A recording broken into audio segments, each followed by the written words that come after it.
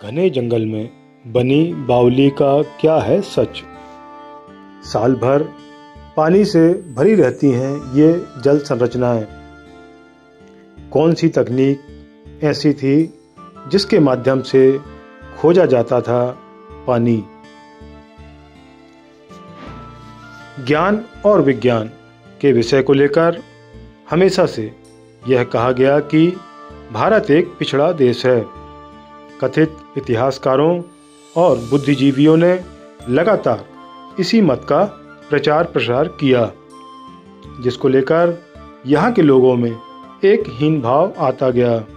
लेकिन अब परिस्थितियाँ बदलती जा रही हैं। आज के समय प्रमाण के साथ यह बताया जाने लगा है कि हमारे शास्त्रों के आधार पर दुनिया के दूसरे देशों ने न केवल बड़े बड़े अनुसंधान किए, बल्कि नए आविष्कारों के माध्यम से ऐसे संसाधन उपलब्ध कराए कि मानव जीवन सहज होता चला गया।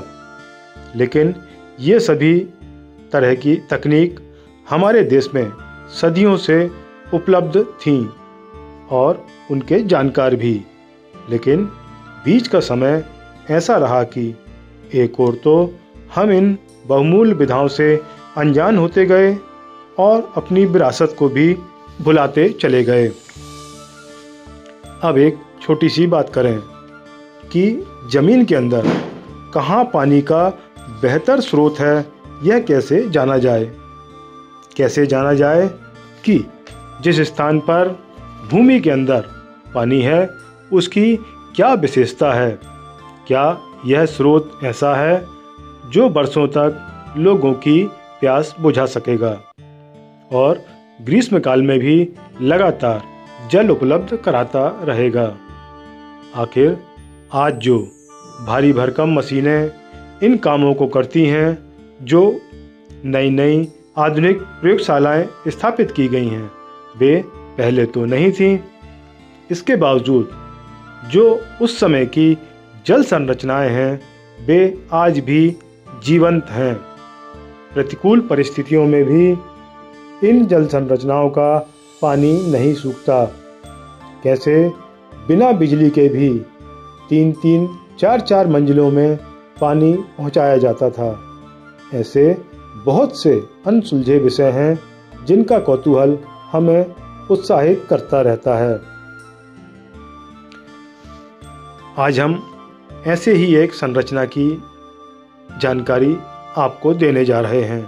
यह जल संरचना है जो आपको रामनगर से घुघरी की ओर जाते समय नजर आएगी। घने जंगलों के बीच पहाड़ों में एक बावली है जो वर्ष के 12 महीने आपको पानी से भरी नजर आएगी। आखिर जंगल के बीचों बीच इस जल संरचना को किसने बनाया और क्यों बनाया। ऐसे बहुत से प्रश्न होंगे जो आपको भी परेशान कर रहे होंगे। तो हमने जो जानकारी सहेजी है और जुटाई है, उसके अनुसार मंडला महिष्मती नगरी, जो कि गौड़कालीन राजाओं और उनकी रियासत की एक समृद्धशाली परंपरा का जीवंत प्रतीक है। यहाँ निवास करने वाले राजा महाराजा अपने मनोरंजन के लिए जंगलों में शिकार खेलने जाया करते थे। इन जंगलों में इन राजाओं की व्यवस्थाओं के लिए पहले से ही सेवकों और सैनिकों का दल भेजा जाता था। ऐसे मंडला के आसपास आधा दर्जन से ज़्यादा स्थान हैं जिन्हें गढ़ी के नाम से जाना जाता है।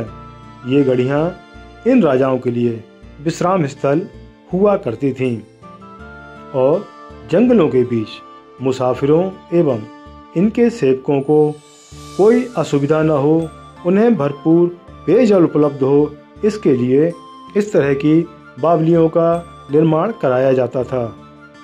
हैरत होती है कि जंगल के बीच उस चुनिंदा जगह पर ही इसका निर्माण किया जाता था जहां भूजल भरपूर रहता है और अभी भी मौजूद है। इस तरह के ज्ञान विज्ञान की उन्नत विरासत को देखकर हमें और आपको गर्व होना चाहिए। अब आवश्यकता है कि हम ऐसी धरोहरों को आने वाली पीढ़ी के लिए भी सहेज सकें और संवार सकें। ये जो रामनगर घुघरी के बीच जंगल में स्थित घाट पर बावली है, यह आज भी सुरक्षित दिखाई दे रही है। बताया जाता है कि कुछ समय पूर्व इसका पुनरुद्धार कराया गया है। आज भी इसमें भरपूर पानी है। आवश्यकता है इसकी अच्छी तरह से सफाई कराई जाए। यह हम सबका दायित्व है कि इस तरह की विरासत को सहेज कर रखें। पुरातन काल से जिस उद्देश्य को लेकर इसका निर्माण कराया गया था वह आज भी पूर्ण होता रहे। देखा जा रहा है कि इस बावली के पास ही एक मंदिर हनुमान जी का बना दिया गया है। इस मंदिर के पास ही हैंडपंप लगा हुआ है, जिससे आज के समय में लोग अपनी प्यास बुझा रहे हैं, जबकि बगल में ही ऐसी जीवंत जल संरचना मौजूद है जो कि बरसों पहले या कहें सदियों पहले निर्मित की गई थी। क्या आज हम इस जल संरचना का उपयोग नहीं कर सकते? क्यों ना ऐसी व्यवस्था बनाई जाए कि हम इस पुरातन जल संरचना का उपयोग आज भी बेहतर तरीके से कर सकें।